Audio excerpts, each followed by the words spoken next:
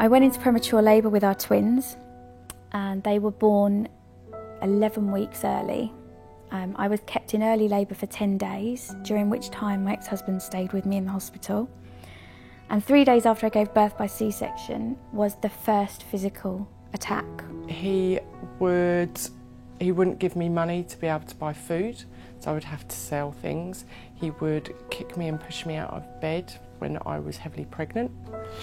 I would barricade myself in the bedroom because I felt my life was at risk.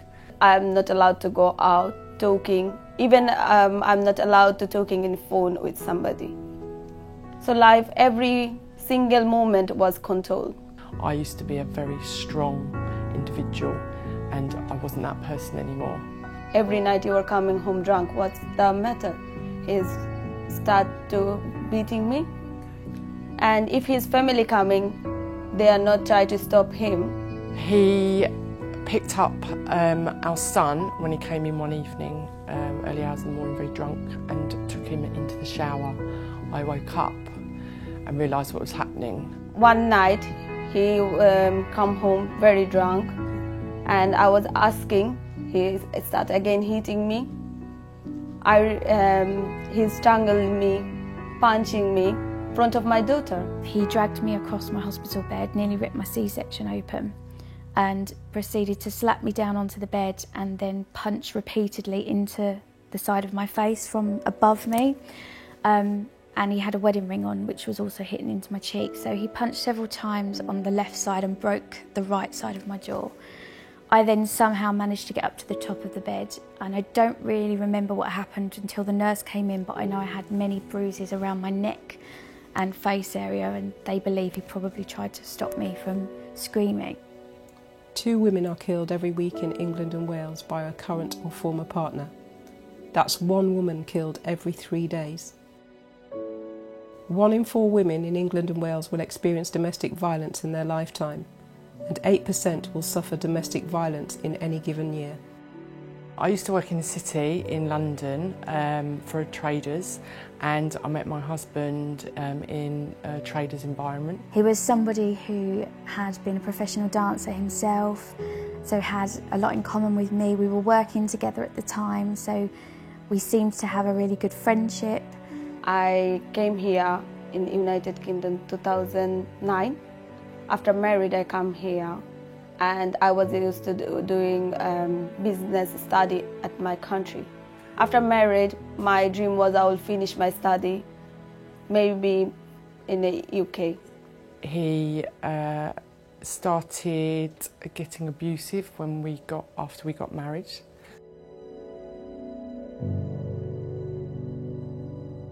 After I come here, I feel like nothing I can do, because everything is controlled. Even I can't wear something, whatever I want to wear. I can't go out of the house.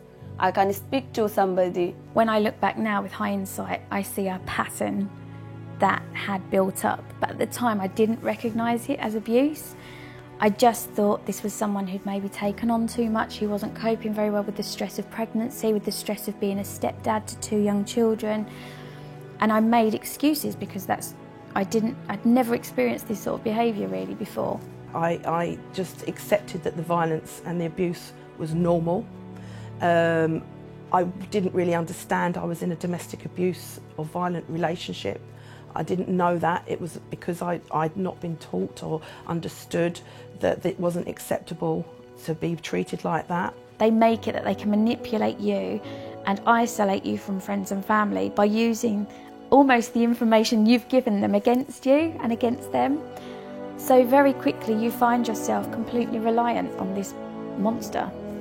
It's literally a monster in your own house. I used to say he was like Jekyll and Hyde, because very often he'd be what appeared to be quite normal. I say normal, but it's normal for him. But when he'd change, I would literally see a change in his eyes, and I would know, even if people were around and something may not happen there and then, I knew something would happen when they left. On average, a woman will return to her abusive partner 6 to 11 times before leaving them permanently. There was a very violent episode that night, between myself and my former partner, and I knew then that we had to leave. My mother and all my family came over. We moved everything out when he went to work, and that was the end of it, but a start of a new beginning. In the morning, I called when he'd left for work. I called the domestic violence helpline, and I was located a refuge space. I went to that refuge, and unfortunately I was horrified at what I saw. This refuge was not welcoming, it wasn't clean, it wasn't tidy. I had a small baby. I didn't know what to do because I'd moved everything out. I couldn't go back. Fortunately, I was parted by friends over the weekend, and I managed to get several other numbers on the Monday morning and called Bromley Women's Aid. Fortunately, they had a space, and they had a space for me that day. Once I left, I had no home, I had no money, I had a 15-month-old son, I had nothing. My family couldn't accommodate me because they only had small accommodation themselves. So we went to the local council and they gave me a number for Bromley Women's Aid. The house was like a home. I felt like I'd come home. It was clean, it was tidy, I had fresh bedding, I had food, everything that I needed was there because I literally turned up with nothing.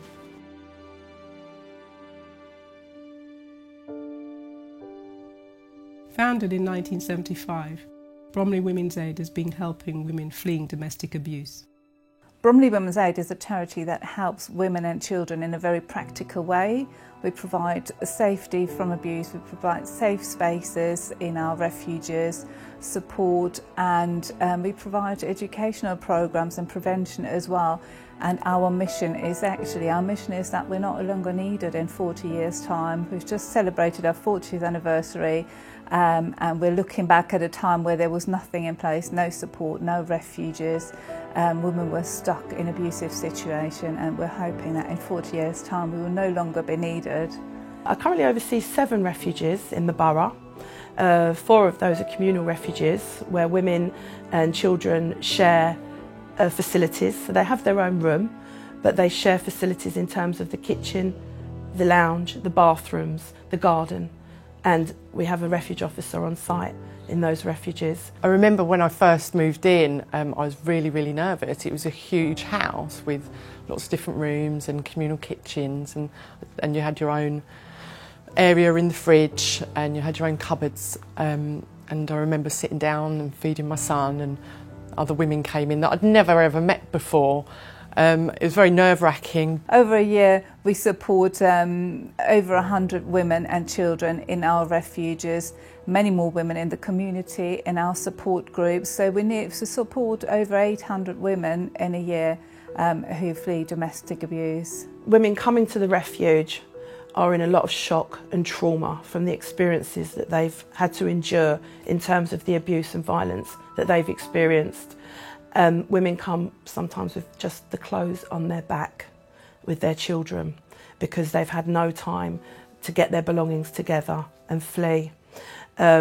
We see women that literally have really not absorbed what's actually happened to them. As soon as I arrived, they gave me clean bedding, they gave us some food, they helped me access the benefits because I had no money. They assisted me in the interviews for housing because obviously I didn't have any self-confidence, I didn't want to do these things, but they were there encouraging me and supporting me, and over time it developed. You see women that need to be supported, women that need advice, they need emotional and practical support in terms of the choices that they are now going to make towards their independence and for their journey.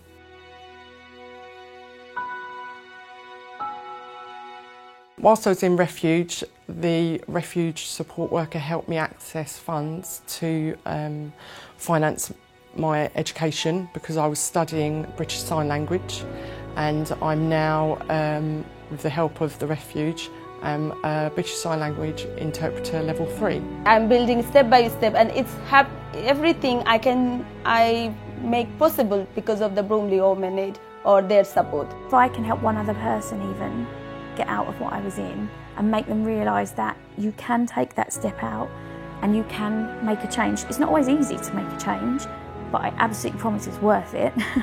Then for me that is even bigger and more important than all of the singing and shows and everything else, you know, wonderful that I get to do now. And seeing the change, the positive change in the kids, myself, and seeing how our life is now compared to what it was 4 years ago, there's a huge difference. And again, I want to be able to help somebody else do that. Women may have suffered many years of abuse, many years of domestic violence, and this is now their safe haven. So sometimes you see like a weight slowly being lifted off women's shoulders.